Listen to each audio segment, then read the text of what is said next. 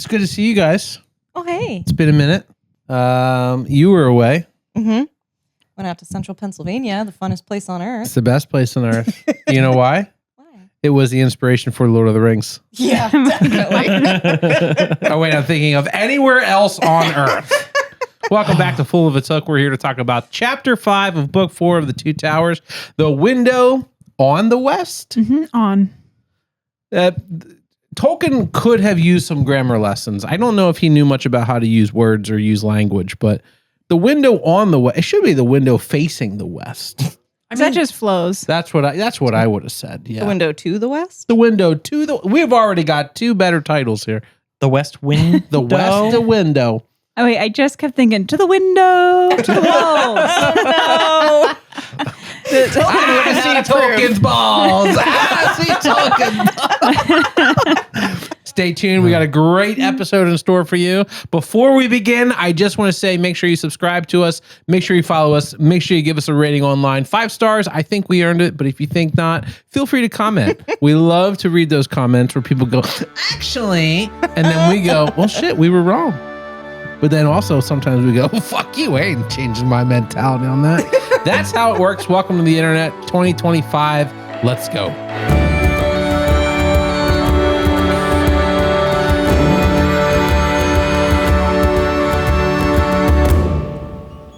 So last episode, Frodo, Sam, and Gollum stopped in Ithilien for a much-needed rest. While Frodo slept, Sam convinced Gollum to bring them rabbits and prepare to stew. As they finished their meal, they were apprehended by men from Gondor and their captain, Faramir. He was mistrusting of the hobbits until he learned of their friendship with Boromir. Faramir left 2 guards with Frodo and Sam while he returned to his men and the battle against the Southrons. Southrons. Southrons. Yeah. Southrons. Southrons. Those Southrons. Those Southrons. I don't know. It's a sultry word. I don't like it. I don't like saying it. I don't like hearing it. And then I tried to imagine it in like a proper British accent, and I was like, that's even worse. The Southrons. Actually, no, that does kind of work. Right, but it It doesn't sound good, but it works. sounds worse. Yeah. Like it's pronounced better. It rolls better, but it sounds I don't know. less acceptable in this century. Yeah. The damn wildlings. Leave us an audio clip of how you say that word. Please. You guys remember the Hooked on Phonics commercial? Yes. I could use it right now. Oh my I God. could. Well, I tried. You did the best you could? Well, And none of us know who was right. that's debatable. But I love you too. Like That was the worst thing you've ever said on this podcast. that is not true. That is not true. Even I know that's not true. I know. That may be the worst thing that makes the cut. Maybe the worst thing you've said to your wife. That was so fucking funny. So like the funny thing about words is that there's a lot of them in this chapter. And Approximately 2,143 I counted. This chapter was long as fuck. yeah, it was 19 pages. It's like one of the longest chapters in the entire series so far. It's up there. Yeah. And it feels very long. Mm-hmm. But in reality, it's just 3 conversations. It's 3 very important conversations. And the first one, Sam wakes up to, right? Because at the end of the last chapter, they were kind of dozing and waiting for Faramir and all the warriors to come back. But Sam wakes up to Frodo on trial. There's Faramir sitting, and arrayed on either side of him in a crescent is about 300 guys. And Frodo's in the middle answering hostile questions. Sam just kind of wakes up to this and crawls his way over to the edge of the circle and just kind of listens in. Faramir's clearly unhappy with Frodo's information that he's giving, particularly on like 3 points. 1, what was Frodo's role in the Fellowship when they left Rivendell? The second point being, why did he leave Boromir and under what circumstances? And the third is just like, what the fuck is Isildur's Bane? We still haven't really gotten into that. And so Sam comes into Frodo basically saying, I've said everything I can say about Isildur's Bane, but it's not my business. I don't own it. And if anybody did own it, it would be Aragorn and not me. And Faramir's like, well, hold up. Why wouldn't it be Boromir, son of the Steward of Gondor? Why not Boromir? Right. Yeah. And Frodo just kind of drops casually like, oh, Aragorn, the guy I said who was with us, that's Aragorn, son of Arathorn, direct heir of Elendil, the throne of Gondor. Also, he's got the sword that's been reforged, Arendil with him, the Flame of the West. And like it hits like a bomb in this circle. Everybody is like, what the fuck? It's like he just announced the second coming of Jesus Christ. And Faramir's like, Cool. yeah, he's like, hold up, what? He's like, that's going to need a fact check. and Frodo says, yeah, well, Boromir will tell you. Boromir believes Aragorn. So, when you see Boromir, he will tell you. The Faramir's like, yeah, okay, yeah, sure. I'm sure Boromir will tell me. Quick question. Would it upset you to learn that Boromir had died? And Frodo's like, yes, I believe that in the abstract would... What? What do you mean dead? What? Do you mean he's actually dead, or are you fucking with me right now? How did he die? And Faramir's like, I was hoping that one of his traveling companions could tell me. And Frodo says, pretty honestly, when I left him, he was alive. Now, the world's full of perils, and I don't really know what happened after that, but when I left, he was alive. And Faramir's like, yes, the world is absolutely full of perils, including treachery, little guy. Treachery. And, the clear implication being that, did Frodo take his little knife and stick it right in the small of Boromir's back? And at this point, Sam stands up and marches directly into the middle of this circle, throws his hands on his hips, looks Faramir straight in his eyes, because Faramir's sitting down, and Sam stalks up, looks him in the eyes and says, look here, fucker. You don't get to shit talk Frodo like that. And he, look me in the tits. But everybody's kind of stunned. Everybody's like, they're just like watching this child scream at Faramir. Mm-hmm. And Faramir's like, hey, cool your jets, bud. Watch it. I have a lot of patience. If I didn't have patience, you'd already be dead, because, by the way, my orders were to kill everything in Ithilien. But I decided not to kill you on sight. So let's pump the brakes on the screaming. And we're going to figure this out. But not here and not now. And then Faramir says, and the reason I know Boromir is dead, we have a saying in Gondor, and it's that night oft brings news to near kindred. And what he means to say is, Boromir, son of the steward of Gondor, is my brother. And that's interesting, right? Because that's the first time that Faramir tells us this. So we learn this as readers, we learn this in the narrative, and it kind of just gets glossed over because Faramir dives immediately into, but you say you knew my brother. What was his favorite musical instrument? If you know him so well. Frodo thinks about it. He says, yeah, he always carried a big horn with him. Okay, correct. And you know what I heard 11 days ago? I heard that horn blow. Real quick, just a quick moment for us as readers and listeners, is that we are only 11 days removed from the first chapter of this book. Wow. From the Falls of Rhoros and from the ambush at Amon Hen, all that shit. 11 How many days passed in the Fellowship of the Ring? From chapter 1 till chapter... I think the question is how many years? Yeah, Yes. well, there was 17 years plus some change. But like their journey was... Well, for the journey. They lost some time with Tom Bombadil. They lost some time with Lorien. Yeah, they spent like a month or Rivendell. so. And they spent actually a think long that ass was, time like, in Rivendell. 6 2 months, in maybe? Rivendell at least. Mm-hmm. Yeah. I would say... They left what? October? They leave in October. Yeah, they leave at the end Or of... September. Yeah, they leave it in September. They leave in Then September. they get the Krikalo. They go through the whole rigmarole. They're in Rivendell by Christmas time. Right? Yeah, and then they are trying to get over the mountains by like January-ish. Okay. Like so the time's kind of wonky, but yeah, the whole first book, the action of it takes place over the course of like, I don't know, 4 months. Okay.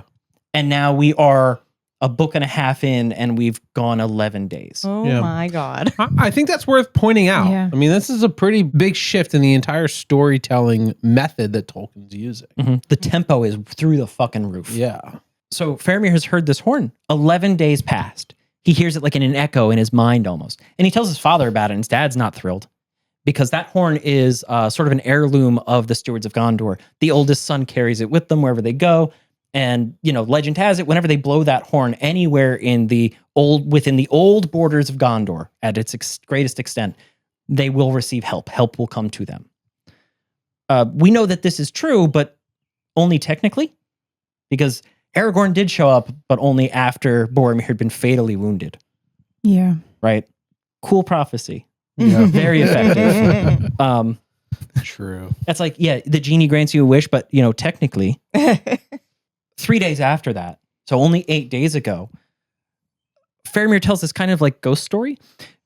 He was keeping watch at night on the river Anduin because Gondor posts guards all along the river near Osgiliath because it's now been mostly occupied by the enemy, and they use the crossings and they do all kinds of nonsense. So you put guards out there at night to make sure no one crosses the river.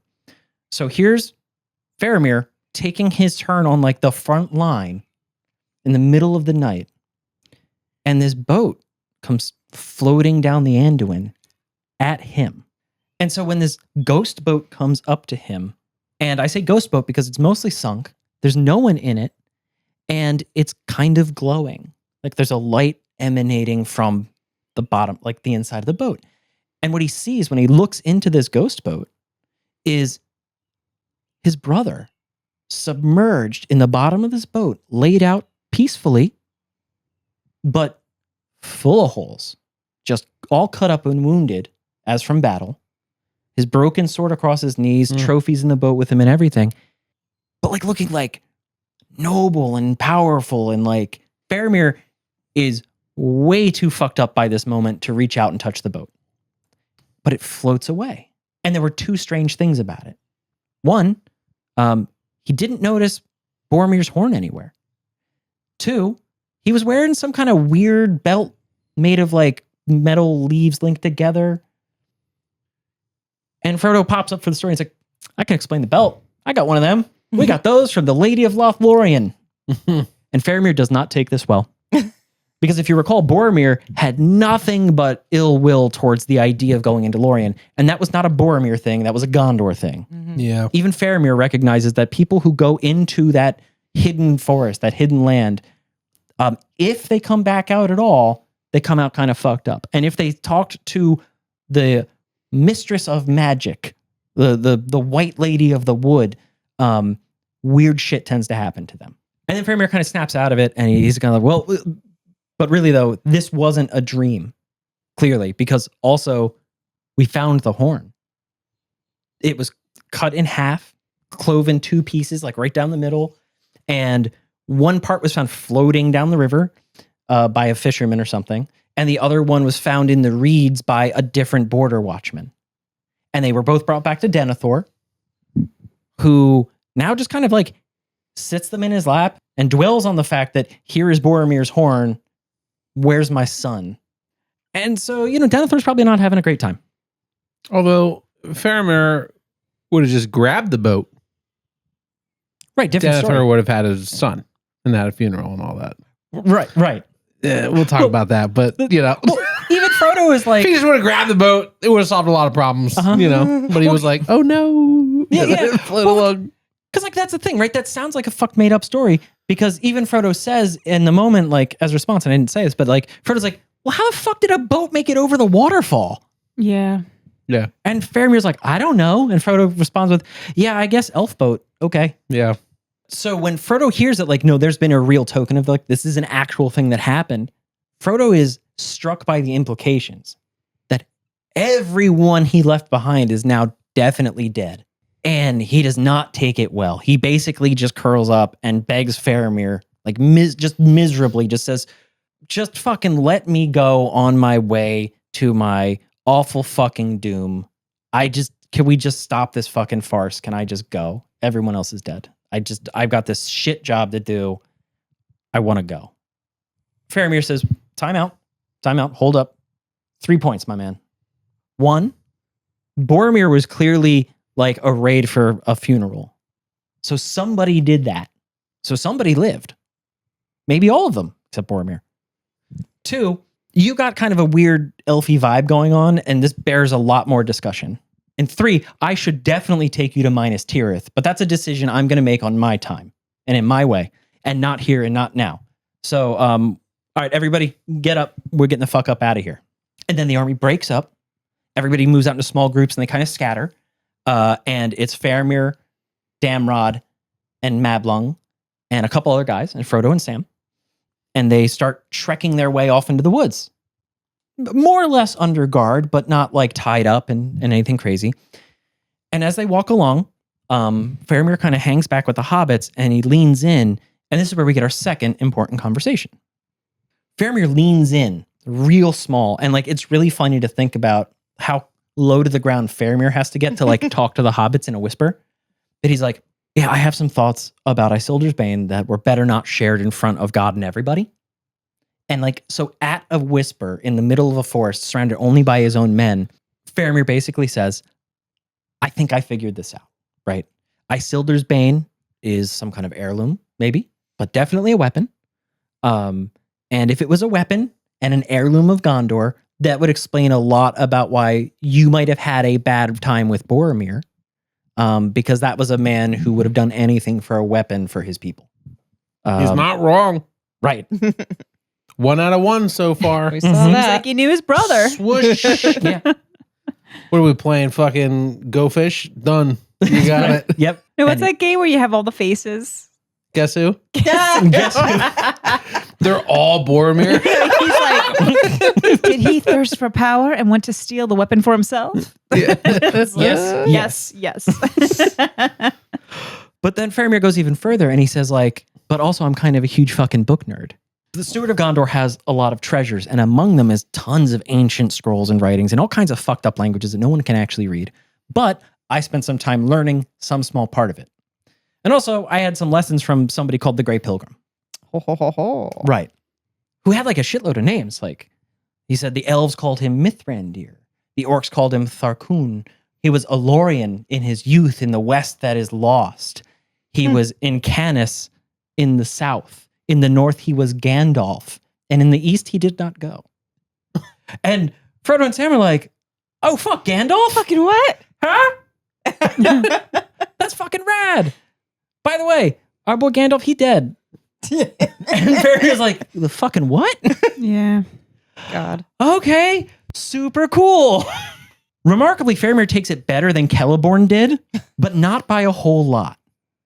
Because basically, now Faramir understands like, whoa, the scope of what's going on. Not just his brother is dead, also this like immortal wizard is dead. And his very first thing is like, are you sure he didn't just leave? Are you sure he didn't just like fuck off and like Irish goodbye you? And Frodo's like, no, I'm pretty Gandalf's sure. in the corner of Moria going, whoa. And then he goes, He's like, thank God that's over. I was getting so sick of those fucking hobbits. Uh-huh. But Frodo's like, yeah, no, I'm pretty sure I watched a demon pull him into hell. But yeah, sure. Whatever, man. yeah. Oh, bad. It does not go over great. And anyway, so Faramir just kind of takes a second. He Faramir, to be fair, Faramir, to be fair to Mir, to be fair to Faramir, he did take it better than Saruman learning that Wormtongue had thrown the Palantir out the window Very true. when he cried like a woman from the 1940s.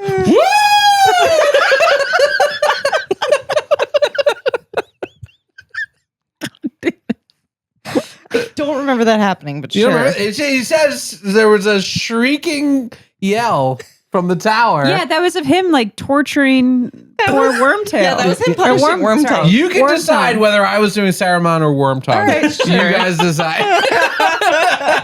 But somebody made that sound. I saw it as guarantee it. Wormtongue. Yeah. Faramir gets back on track. And he says, look, Isildur took something from the hand of the enemy when he defeated him. I don't know what. And to be honest, even when we had our weird dreams, Boromir and I, about the riddle and everything else, I didn't connect that to Isildur's Bane. But I'm pretty sure those things are connected now. And, I didn't tell the Grey Pilgrim this because I didn't know it at the time. But if I had told him, I wonder if that would have saved him a lot of trouble.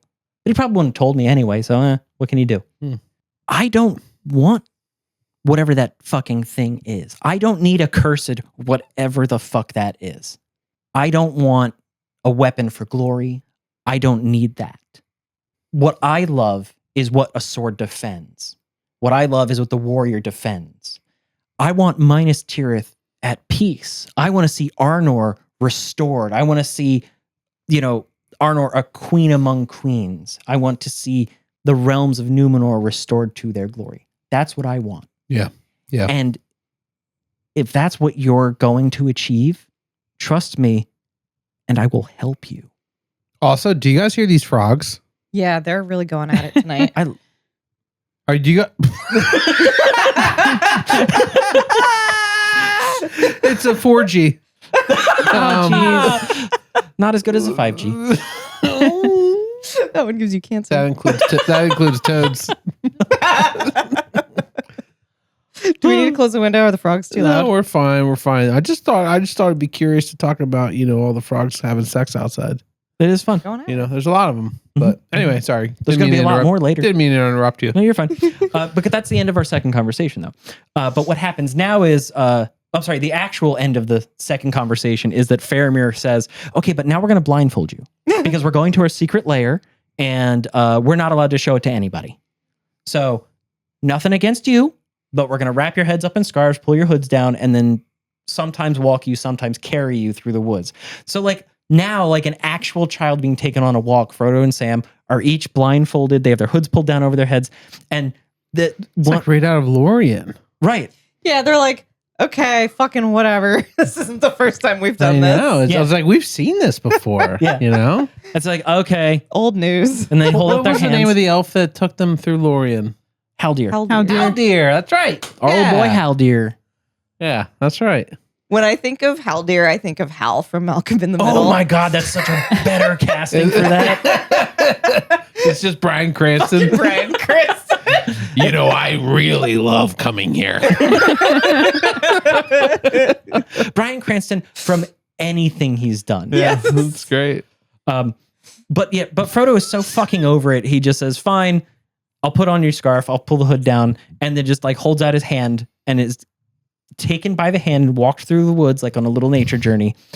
And they go for a long time. And at certain points they get picked up and they're carried. They're going down this like narrow path with like stones on either side. They're hearing water everywhere. They go down, they make a little turn, and then suddenly they get put down on the ground.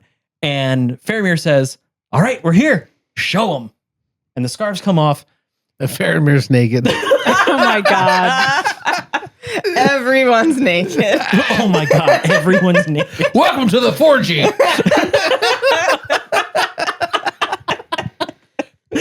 Oh, nothing is sacred.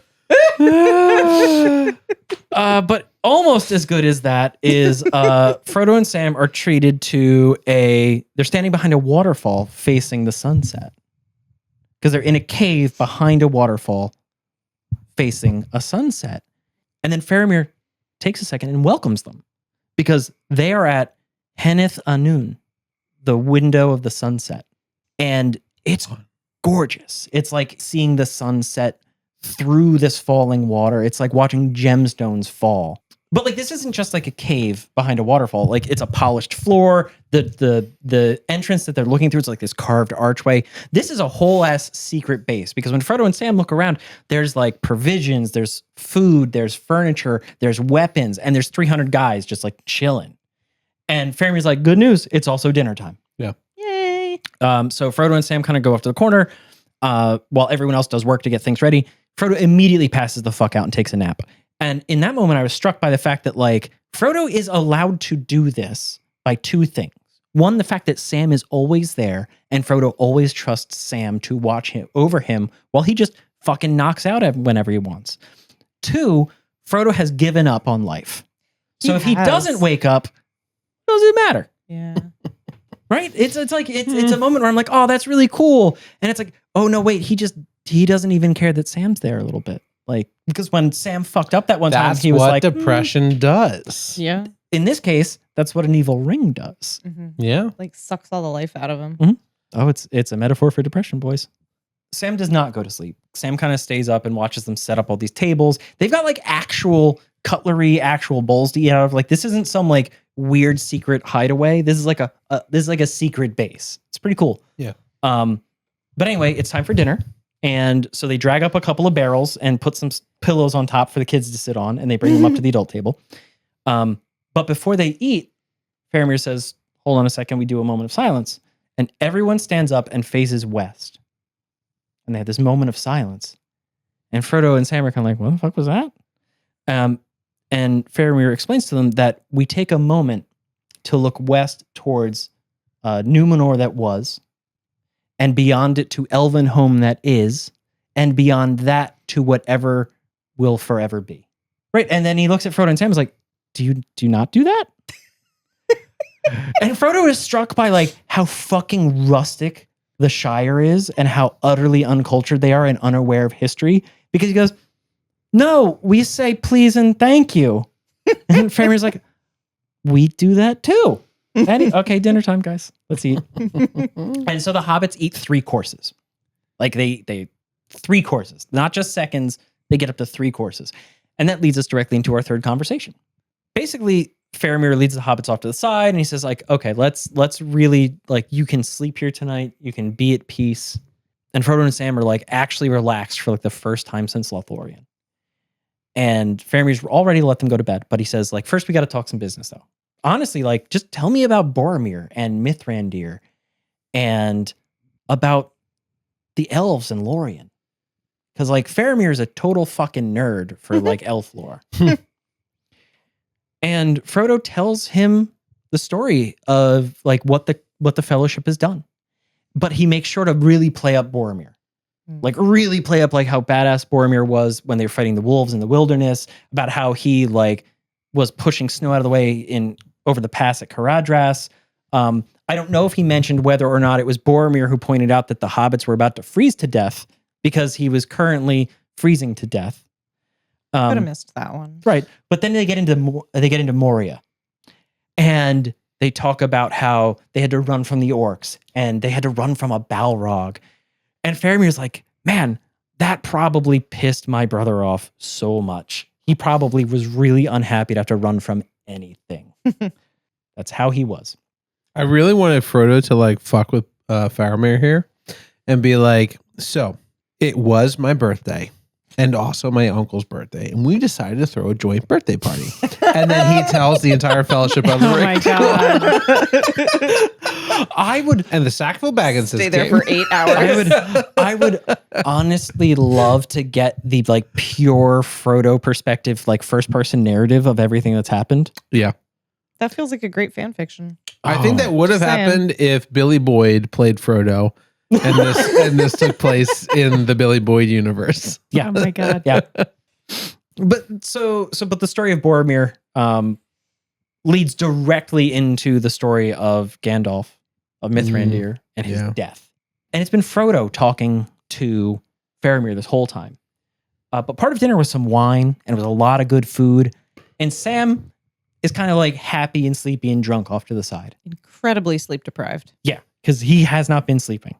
And he perks up. He chooses this moment to be like, Faramir, well, you're not talking about elves a whole lot. What's up with elves, buddy?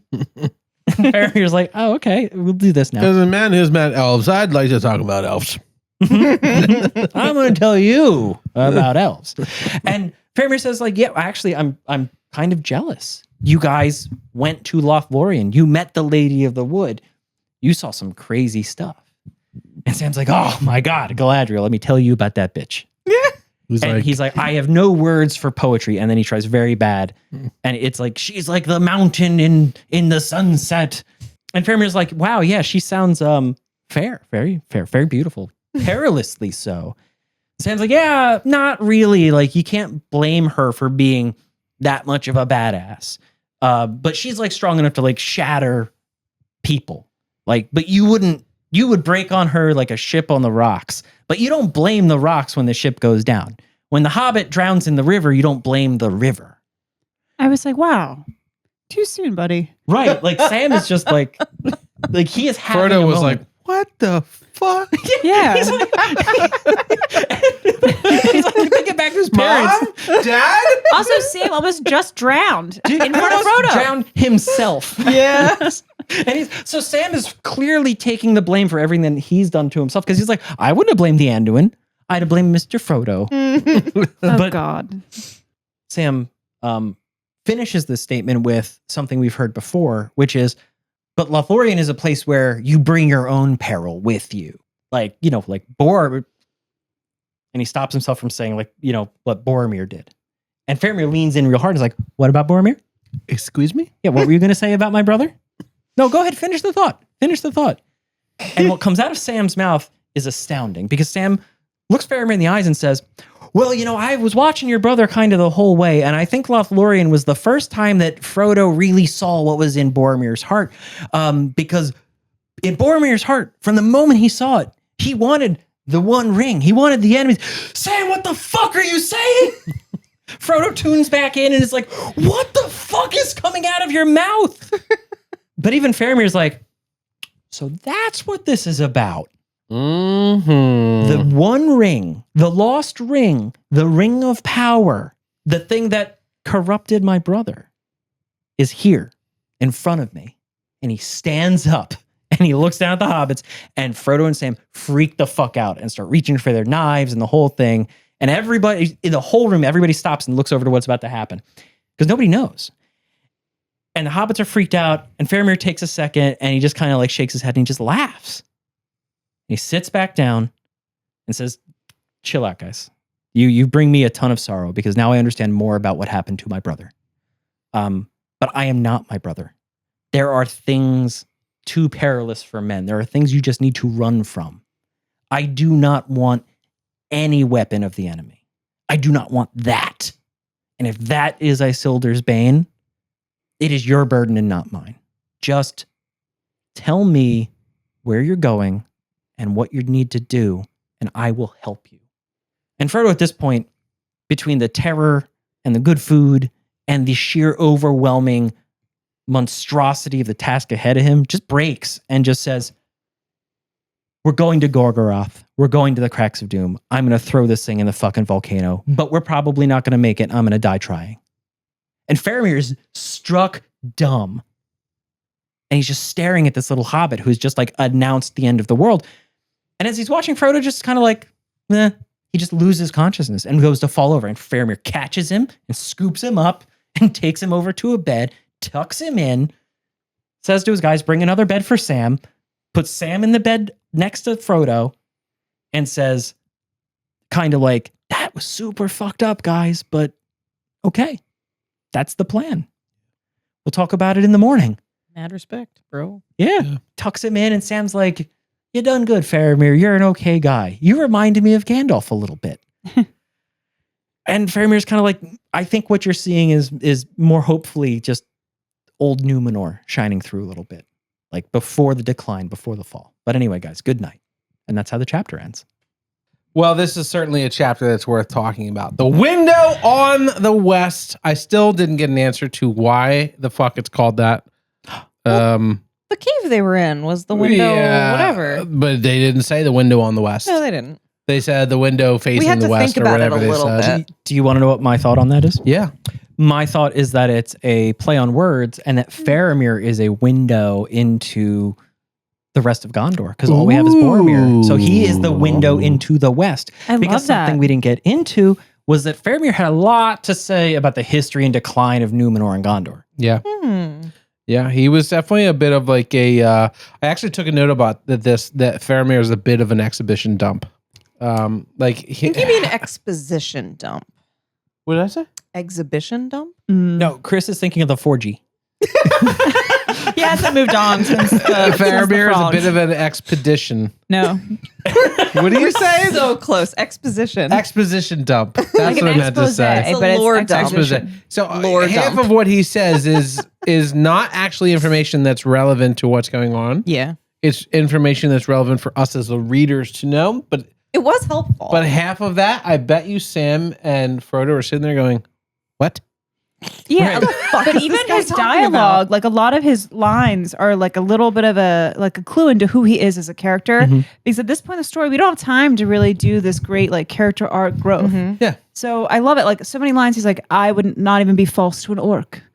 I would pity If I slaying a found beast. it on the highway, I wouldn't pick it up. No, but And then he he's found saying it a on a lot about hobbit. his character, like every time he has dialog and it's like saves time. It's like, all right, we're cutting down, we're moving on. This is still a really long chapter. Could you imagine if Tolkien hadn't done Such a that? long chapter. We'd Well, still be talking about the chapter. Well, because we had Boromir for half a book and we have a chapter and a half to figure out Faramir.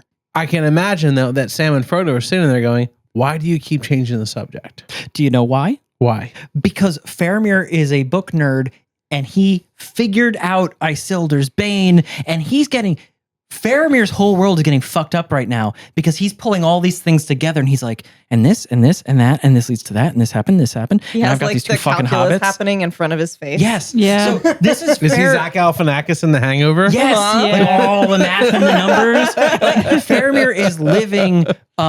This is a moment where a whole bunch of things in his life are coming together in a heartbeat. Yeah. And it's so impactful for him. One, because he just found out that he's the new heir of Gondor.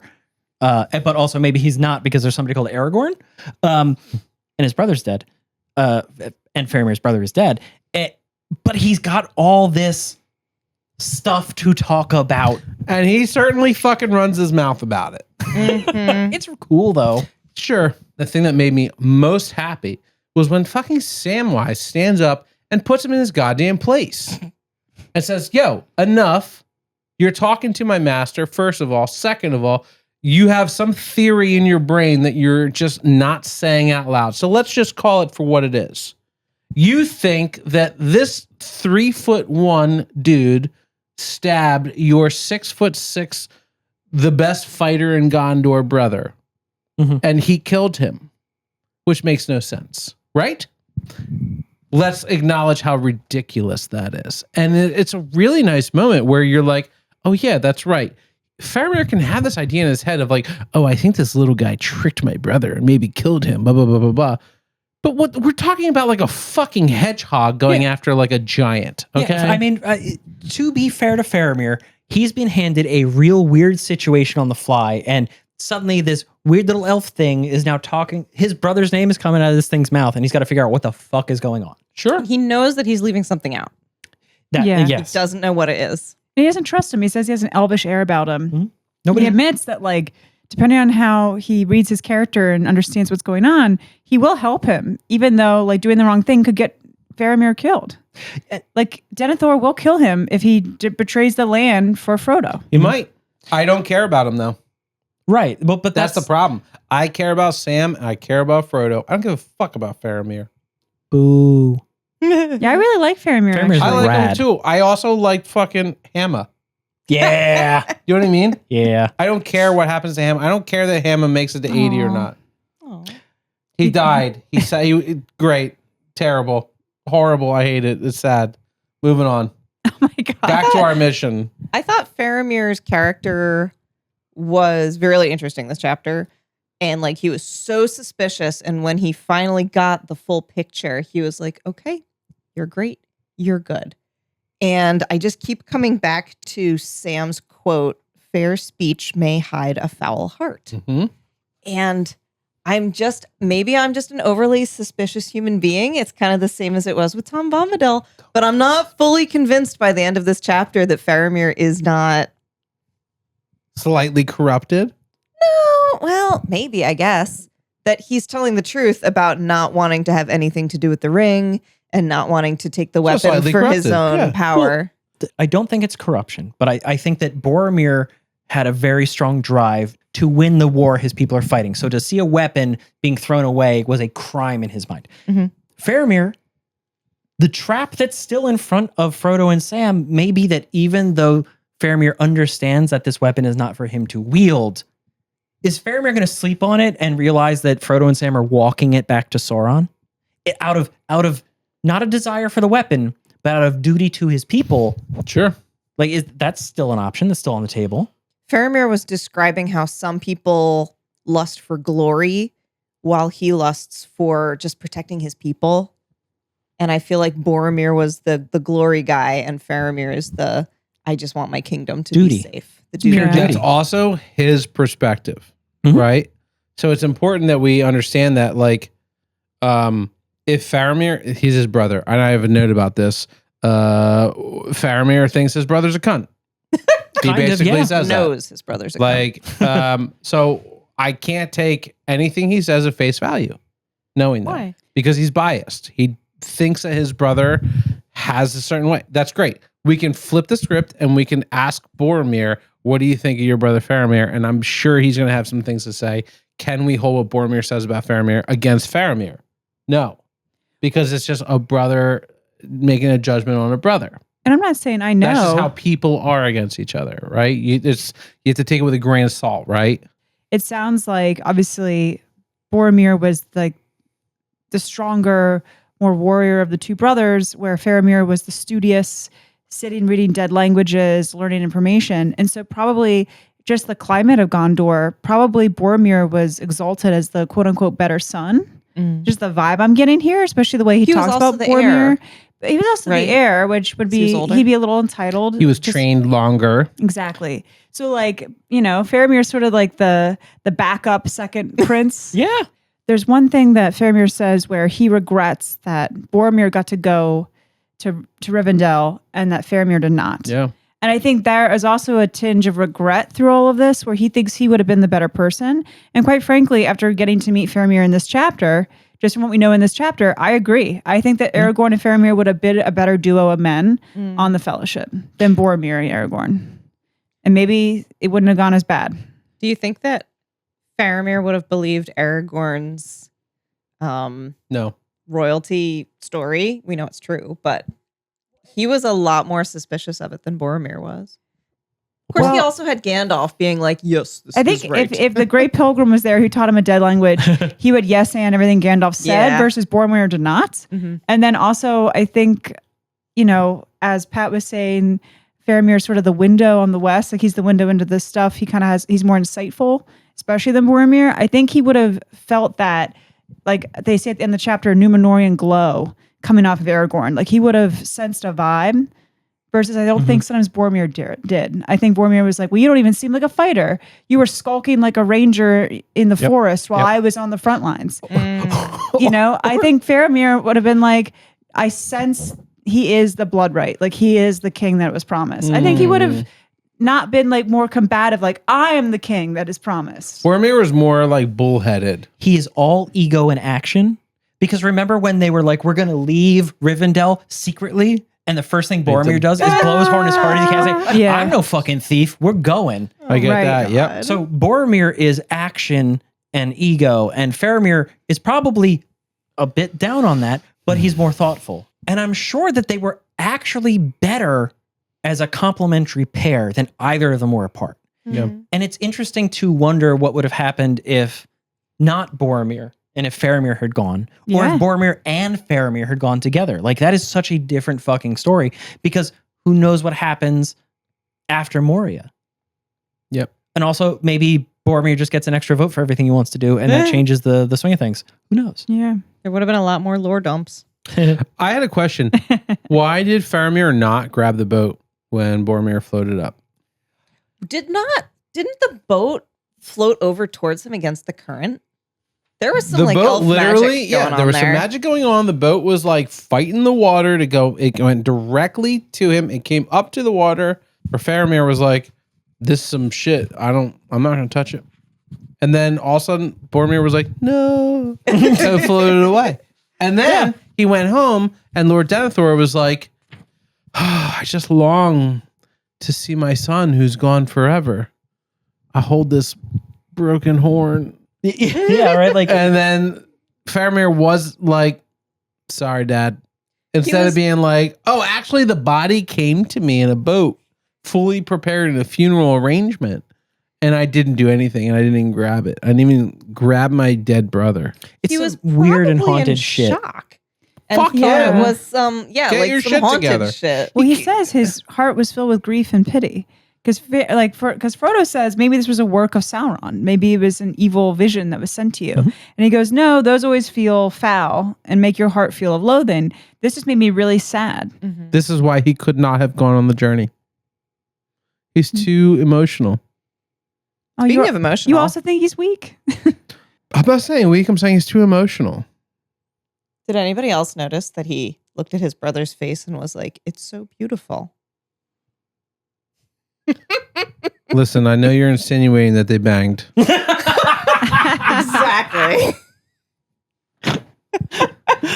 Sorry.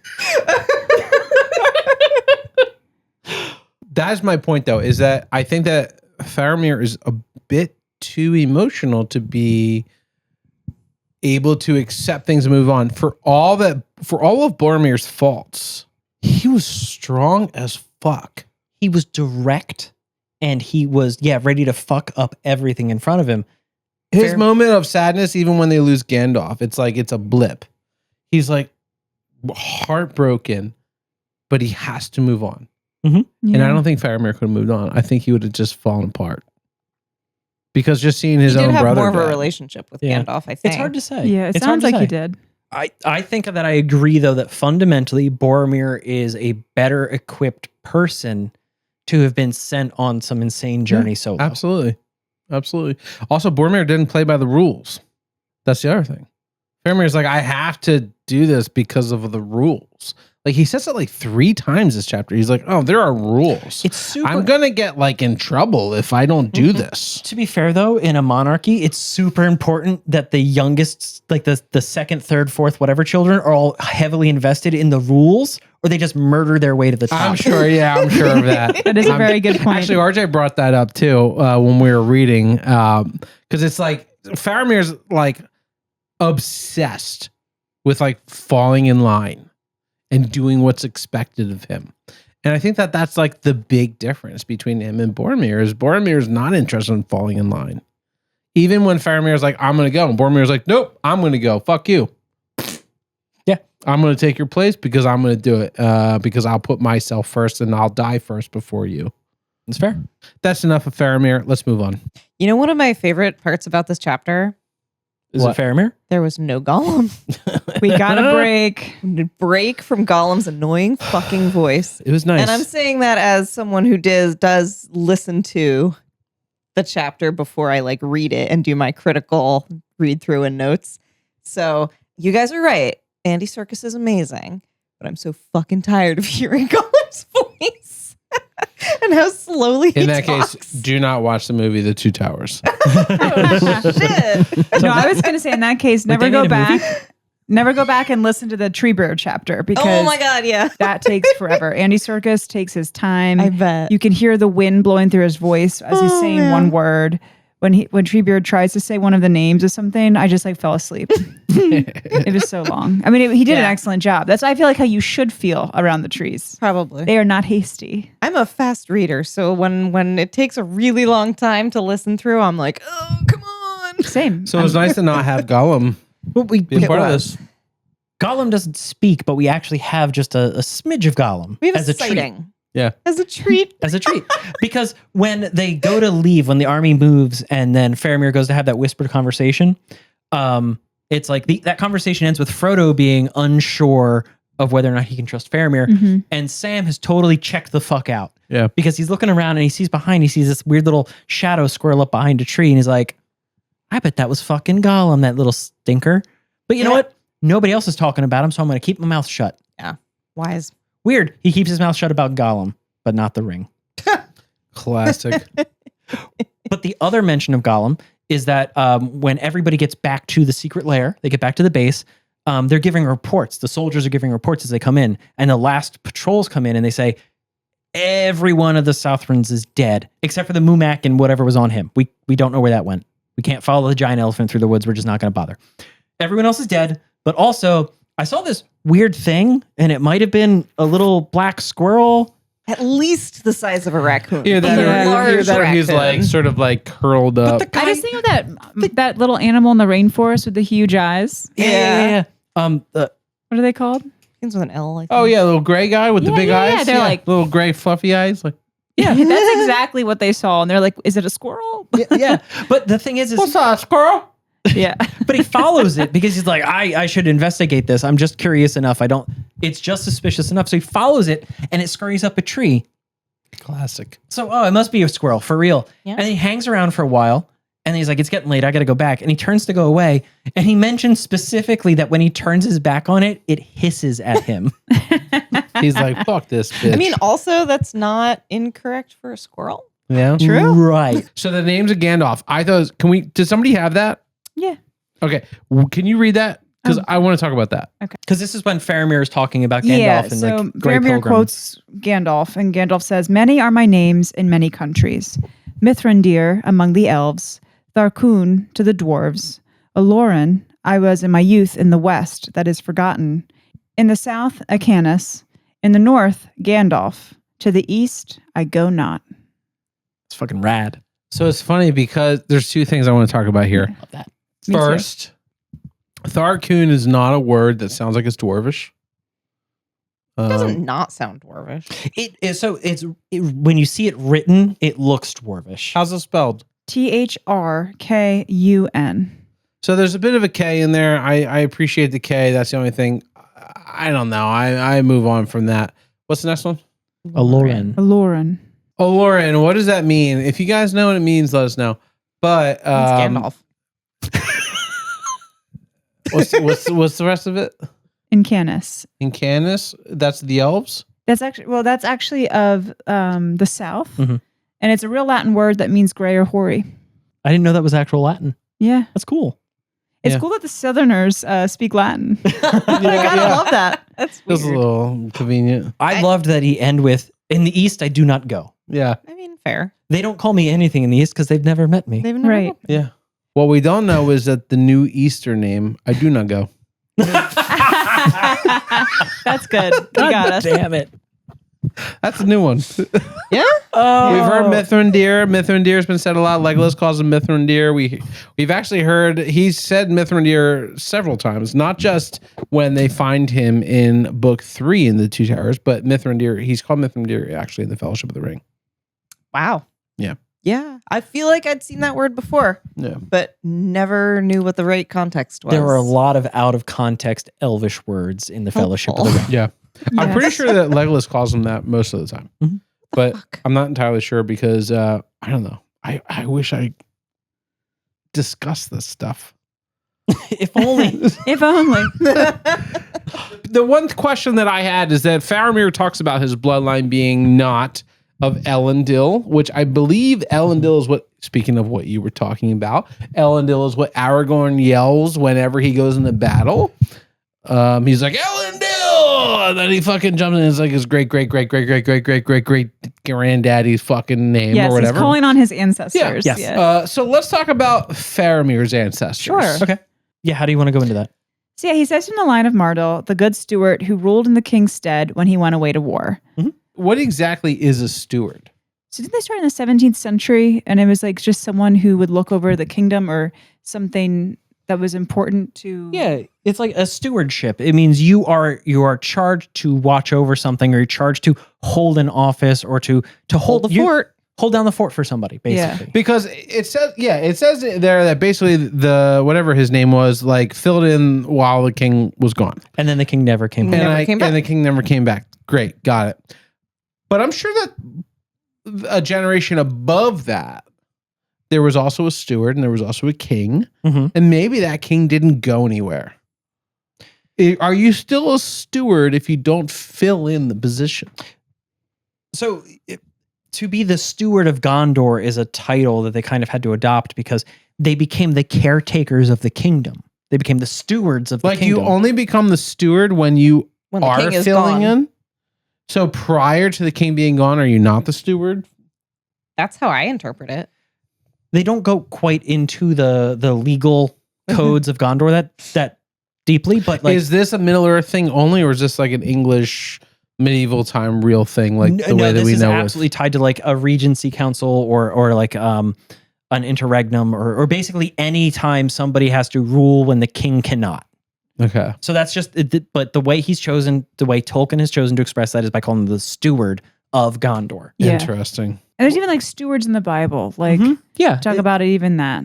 Yeah, it's not unique, but it has zero bearing on a modern democracy because if the president goes away and dies in a war, you elect a new president. Yeah. Right. There's a system for that. I thought it was really interesting because Faramir talks about like the steward and he talks about his bloodline, but he also says they do have Numenorian blood in them. Yeah, I was wondering about that too, because it basically said that the Numenorians were the line of the kings. And I feel like it implied that the stewards were not Numenorians or not of Numenorian descent. They were more just like mortal man. You've got it twisted a little bit. Damn. Numenor is a culture. Oh. the line of Elendil specifically is the royal line. The stewards were not royal. They just served the king, but they were like the number one servant. So when the king left, he gave the keys to the steward. And it was up to the stewards to kind of keep the lights on and keep things moving. And that was 26 generations ago. Yeah. You brought up something that just like spawned a weird thing in my brain. Mhm.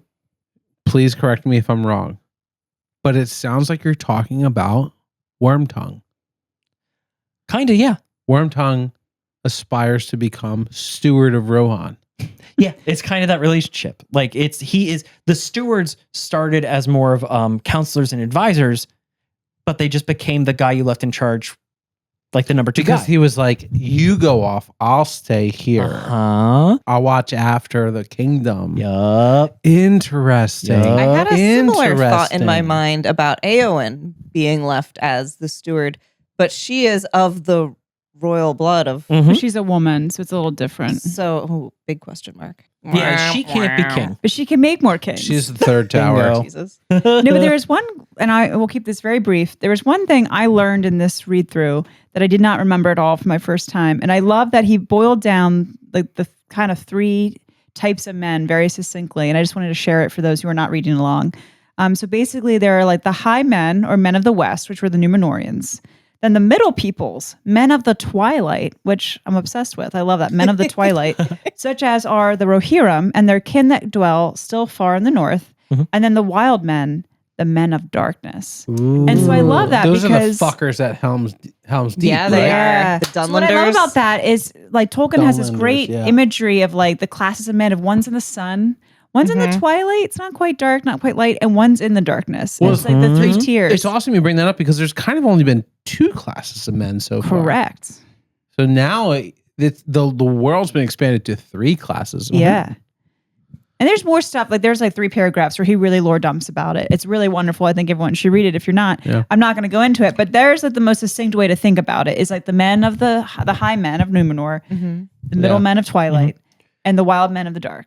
And the neat thing is that he finishes this by saying that like the middle men, quote unquote, are these people who are not like true Numenorians in the old sense, but he recognizes that Gondor really isn't that anymore either. Right. They're Yeah. more like the middlemen, more like the Rohirrim than they are like the old Numenorians. Yeah. They're trying to hold on to their culture and their heritage, but it's like, it's just been too long. They're just sinking backwards away from these ideals. The kings are all gone. Right. The kings Yeah. are gone. All these they've got a lot of other problems. But also he notes that like way back in the day, the Rohirrim and the Gondorians probably shared common ancestors somewhere. Yeah, of course. Oh, yeah. So it's really funny because RJ and I are big Harry Potter nerds. And there was something that stood out and I wanted to compare it. And I wanted to ask you Oh, geez. what you think of this. Okay. In Harry Potter, there is a phrase about not being named. Can you please say that phrase? He who must not be named. Correctamundo. He who must not be named is how they refer to Voldemort in Harry Potter. In Old English, aka Tolkien's world, it converts to what he called Sauron, which is he whom we do not name, which was said in this chapter. I love that. Slightly better grammar. Yeah. And I was like, oh, fuck, that's legitimately J.K. Rowling took this straight from that line. That's I noticed the that line. too. That's the line Yeah. it was Yeah. taken from. Mhm. Well, He whom we do not name, he who must not be named. I That's even caught it crazy. earlier when we were talking about Yeah. Wormtongue. The first thing I said was Wormtail. Yeah. Shit. Yeah. They ain't nothing new under the sun. No, I know. I thought that was so cool.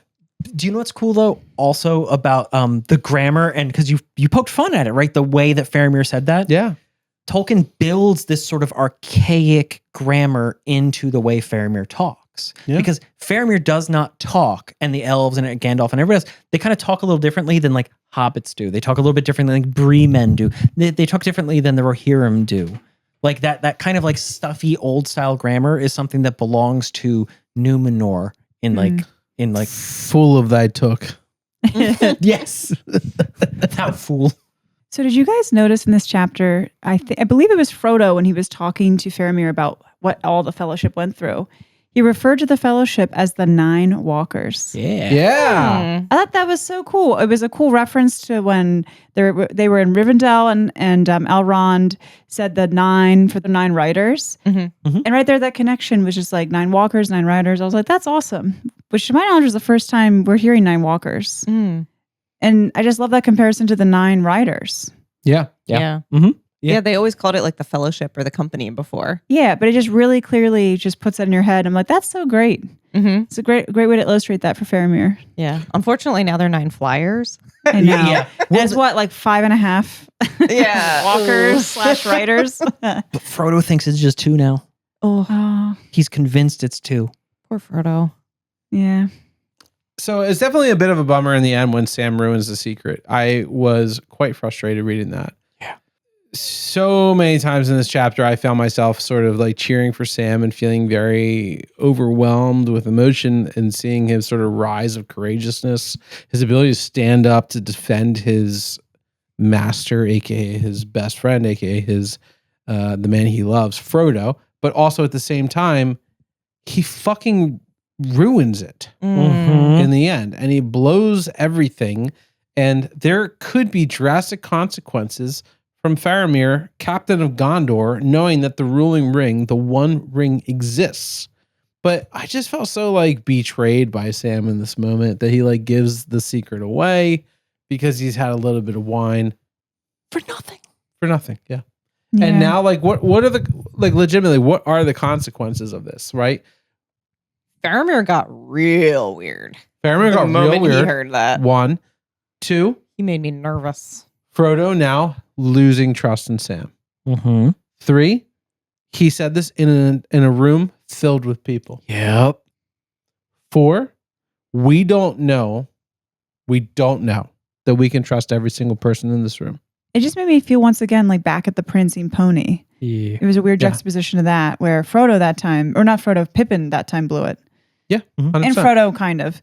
But yeah, it made me so nervous as well for them. I was like, oh no, they're doing so well. Think about Faramir when he wanted to talk about Isildur's Bane, waited until everybody's gone, in the middle of the goddamn woods, leaned down to whisper in their ears. Yeah. And now Sam just throwing it the fuck out there, right? Yeah. How many times did Gandalf say, the only thing that saved us from absolute ruin is the fact that it's a secret? It's a secret. Mm. And you ruined it. No one has said out loud around Gollum what the ultimate goal is. Yes. Mm. And we also know that Gollum's been following them. He's probably got his head in the fucking It's window. like hanging from the ceiling. He's blending in with the shadows somewhere. I don't know what's going on. He's attached himself to the ceiling fan. He's spinning in circles Just like listening. sucking on half a fish. So I ask this question of all of you now in a very serious, grievous time. Do you want a treat? Who wants Yeah, treaties? I do. All right, let's do it. All right, cool. Ready for this? This looks Ooh. fantastic. We are going to have the exact feast, definitely historically accurate, that the hobbits and all of the Gondorian soldiers had in their Nice. little cave beneath the waterfall. So, what we were told is that they were drinking pale yellow wine. They ate bread and butter, salted meats, dried fruits, and good red cheese. Nice. As opposed to Oh bad my red cheese. Bad red gosh. cheese. So what do we got on this plate? So what we have here is some peasant bread, my favorite bread to make. We've got some prosciutto, some sopressata. I don't really know what red cheese is. I looked it up, and there's a couple types of cheeses that are called red cheese. They're not red in color. So we have like a chili cheddar and a chili Gouda. Ooh. I figured they'd be tasty and red-ish. Yeah. Interesting. And then for the dried fruits, we've got some dried apricots and some prunes for Nice. digestive health. Man, they Can't look wait. fantastic. This So looks go ahead, great. help yourself. I'm going to grab here. I got some peasant. What makes it peasant bread? Why is it called peasant bread? You know, I couldn't tell you other than it's like really, really easy to make and you don't have to knead it. Peasants could make it, maybe? I suppose. Oh my God. I don't know. We got a little prosciutto. Oh. I'm pretty sure everybody has to have thirds for this to really be a success. I'm going to try to do one big Oh. bite. Spicy cheese. Spicy cheese. Okay. One big Apparently bite, the maybe. cheese is spicy. A little Cheese bit is of- spicy. little bit of fruit. Oh, I forgot butter. Oh, well. Ooh, You didn't yummy forget fruit. Oh my fucking god! What's the spicy black cheese. fruit? Prunes. Prunes? Mm-hmm. What's a prune? It's a dried plum. Really? Sad plum. I like plums. Do you eat it like a whole thing? Mm-hmm. That's my first prune. Wow. What do you think, Chris? It's pruny. Isn't the joke about prunes that they make it regular? Mm-hmm. Yeah. Have 2 prunes. Oh wow, that's amazing. I mean, I would hope so. Plums are pretty good. Yeah, The It's bread nice. is so good. it's a Wow. Thank you. That is the one thing I actually made You myself. made this bread? Mm-hmm. How do you make this? It's so easy. I have the recipe memorized. Really? Yeah. I always Super, wanted to make super bread. easy. Oh man, you could make this.